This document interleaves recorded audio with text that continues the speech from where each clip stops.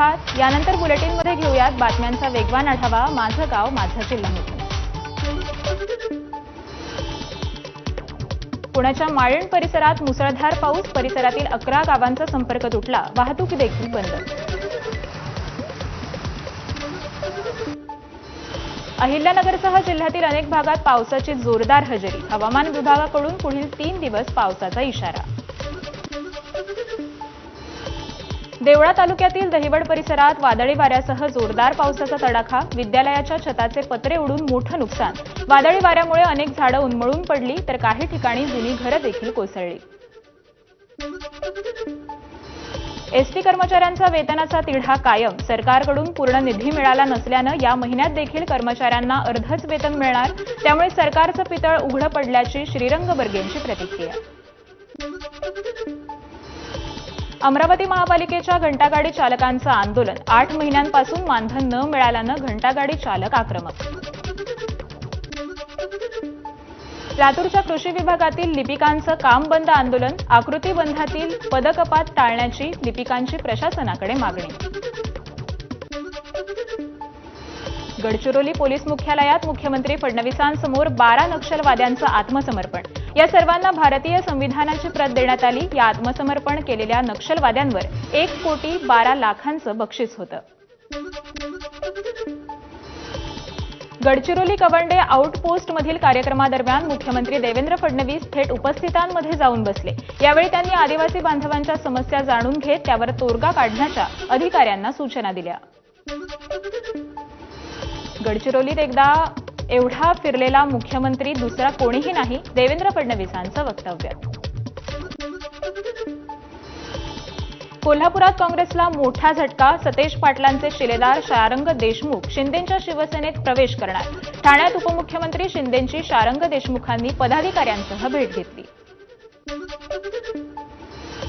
संत मुक्ताईंच्या 316व्या पालखीचं जळगावातून प्रस्थान. संत मुक्ताबाई समाधी मंदिरापासून पंढरपूरकडे विठ्ठल नामाच्या गजरात पालखी निघाली.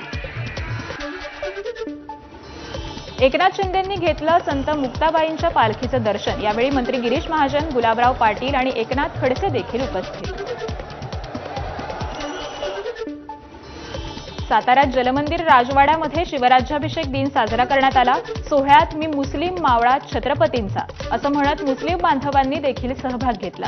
मुस्लिम समाजाच्या वतीनं जलमंदिर पॅलेसमध्ये छत्रपती उदयनराजे भोसले यांच्या उपस्थितीत शिवराज्याभिषेक सोहळा साजरा झाला.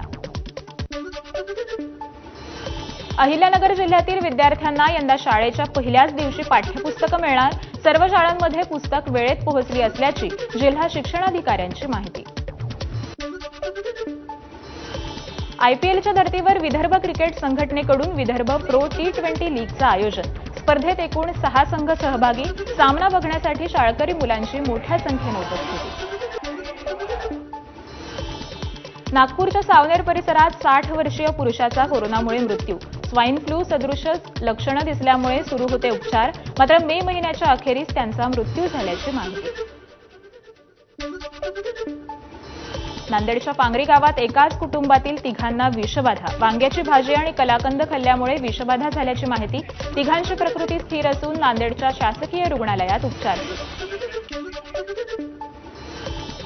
जळगाव जामोदमधील आमदार संजय कुटेंच्या कार चालकाचं मृत्यू प्रकरण. मृत्यू पंकज देशमुखांच्या पत्नीची भावनिक पोस्ट. ज्यांच्याकडून न्यायाची अपेक्षा होती त्यांच्याकडून पडदा टाकण्याचं काम. सुनीता देशमुखांची पोस्ट.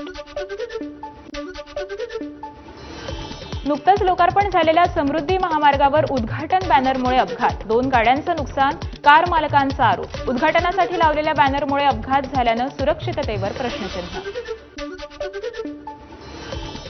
लातूरच्या रेणापूरमध्ये टेम्पोचा अपघात. टेम्पो मागे घेताना उलटल्यानं एकाचा मृत्यू.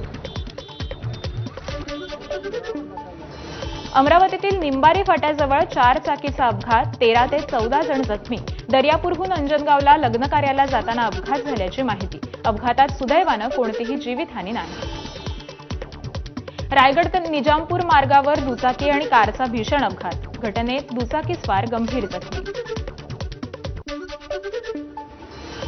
नांदेडमध्ये उधार दिलेले पैसे परत देत नसल्यानं रागाच्या भरात मित्राची कार पेटवली. या प्रकरणी गुन्हा दाखल झाला असून पोलिसांकडून आरोपींचा शोध सुरू.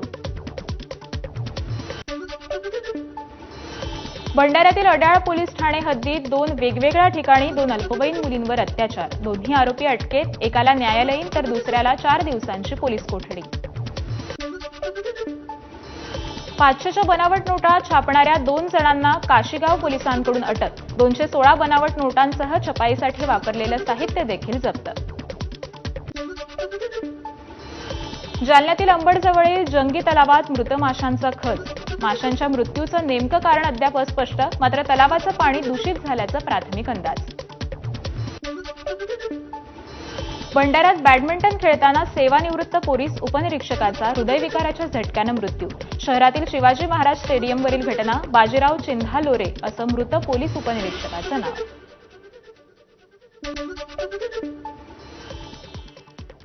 वेगवान घडामोडीनंतर पाहुयात काही बातम्या सविस्तरपणे. ठाकरे